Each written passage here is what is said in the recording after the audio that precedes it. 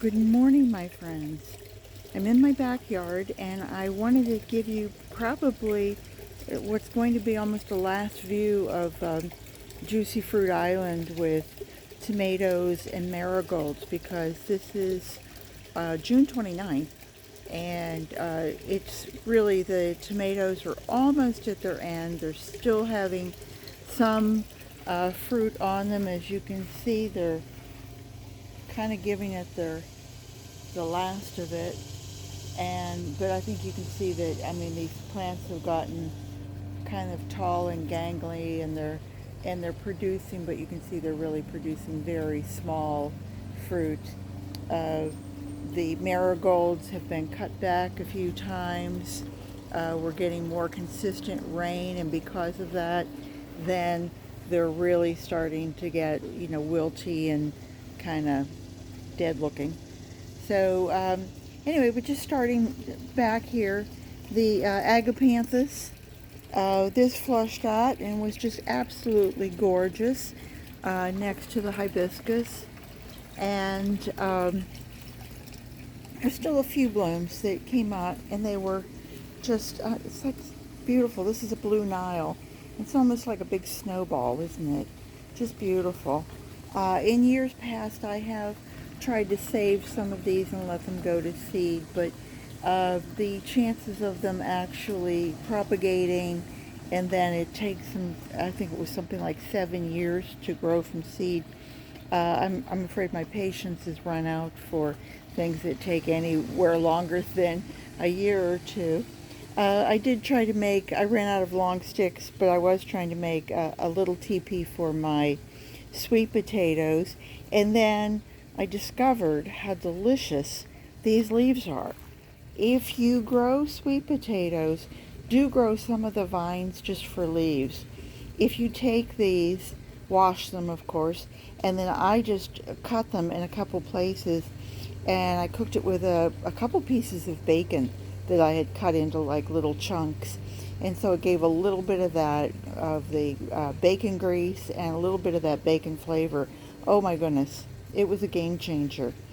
We had that the other night over just some basmati rice, and it was heaven on earth. So that, and of course, then I will go ahead and harvest my sweet potatoes probably in a few months. And this was one that I did just make, and I had onions under here, and I finished with the onions, harvested them. I'm not sure what else I'm going to put in there, but you can see I'm going to have some nice leaves for another couple dinners if I choose.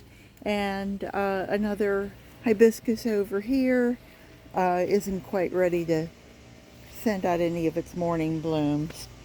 I have lots of pentas, and that's, we say it pentas, Pantas, and these are all volunteers that have just come up in the yard.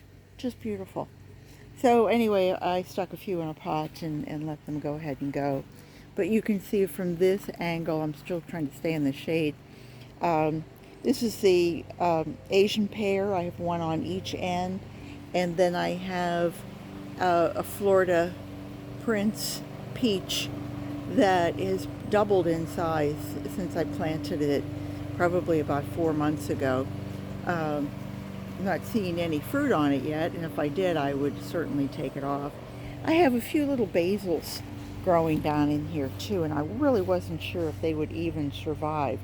But having the tomato and the marigolds seems to have really helped them. I mean, when I put them in, they were maybe an inch high, and I thought, oh, they won't even make it. But you can see there, it's time. I've pulled up a few tomatoes, and they look really kind of ratty. So, but I do have an area over here that I took trash bags. My neighbor brings me his grass clippings, and he brings them in a big trash bag every week. And so if you take the trash bag and cut it up and lay it down, it really acts as a weed suppressant. And if you guys did that in the spring in your properties, it would heat up your soil much faster. If you're, like in March and April and you want to get cracking, lay some black mat out, black trash bags. It will solarize your soil. And in my case, I did it because I wanted to kill any pests, any bugs that were in there, and hopefully any weed seeds that might have fallen. These are the Suntastics. Sorry, I had to think of that for a minute. This is a Suntastic, just like I showed you in the front yard. And then this is the Miss Mars. Did I get that right? Yeah, I think that was right. And this is supposed to be bigger, but somewhere along the way, I really got hit with some sort of an insect, a real biting insect. So yesterday I came out and I pulled all the leaves off that were chewed, and I sprayed everything with neem oil in hopes of just getting anything from it. But I think what I'm going to do, I have some other sunflowers, and it's a giant sunflower, and I think I'm just going to poke them in there. For anybody who doesn't believe that sweet potatoes are easy to grow, I have sweet potato starts here and here. I didn't plant these. Where I planted them, you just saw where I was on the one side, but this is where I planted. Now this is probably 10, 12 feet away. Was there a seed? Are they growing underground? Should I look? Anyway, I planted slips here. I planted, I think, 6 or 8 over here, and I planted some over here, and you can see they are just going crazy. I'm going to have to keep them contained because I can see they're trying to grow down my big wall out here. Look at this. Can you see where these are growing? Oh my goodness sakes. It's going to be like a jungle.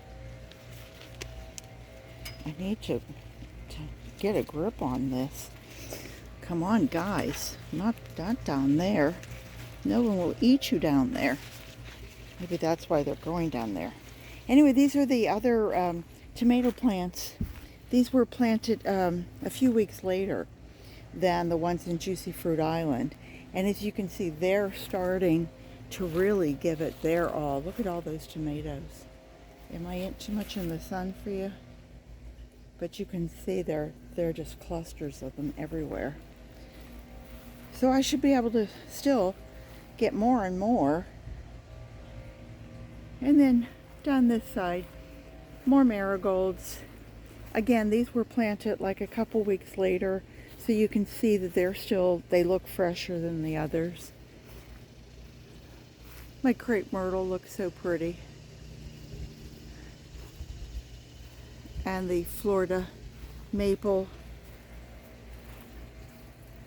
And even here in the backyard, the crepe myrtle, I'm trying to get out of the sun and show you, but the crepe myrtle is just beautiful blooms, just heavy. It's a little early, but I'm surprised I'm not seeing the bees on it. And then down here I also planted, at the same time, I planted 2 more tomato plants. And you can see they're really just coming up nicely.